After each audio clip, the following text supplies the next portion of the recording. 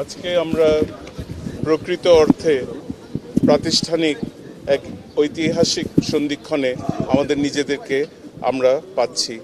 এখানে যাদেরকে দেখছেন আমরা প্রত্যেকেই কোনো না কোনোভাবে এই অন্তর্বর্তীকালীন সরকারের সহযোগিতায় আমরা তাদের এইডে এবং স্টেক হোল্ডার হিসেবে আমরা কিন্তু কালেকটিভভাবে আমরা এই সচিবালয়ে আমাদের প্রাপ্তি হয়েছে।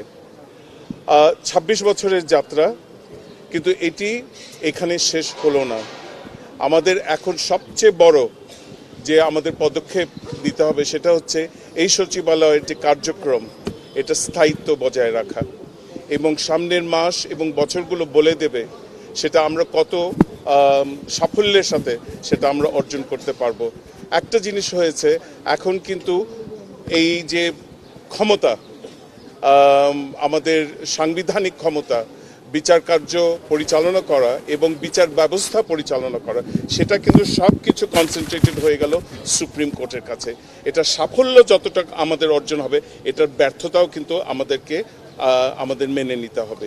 তো সেই দিক থেকে আমি সবার কাছে আমার আহ্বান রইল, আগামীতে যে নির্বাচিত সরকার আসবেন তাদের তো বটেই, এবং আমাদের যত স্টেক হোল্ডার আছে তাদের সবাইকে এই যে ধারাবাহিকতা, এই সচিবালয়ের ধারাবাহিকতা, আইনের শাসন বজায় রাখা, গণতন্ত্রকে বজায় রাখা, এই ধারাবাহিকতা যেন অটুট থাকে এটা। এবং আপনারা, আমি সবসময় বলি ফোর্থ স্টেট, যারা মিডিয়া আছেন, আপনারা প্রিন্টেড ইলেকট্রনিক মিডিয়া আছেন, আপনারা গত 16 মাসে আমাদেরকে যে সহযোগিতা দিয়েছেন, সারা দেশে আমাদের যে বার্তা পৌঁছে দিয়েছেন, সেটার জন্য আমি আপনাদের কাছে ব্যক্তিগতভাবে অনেক অনেক কৃতজ্ঞ।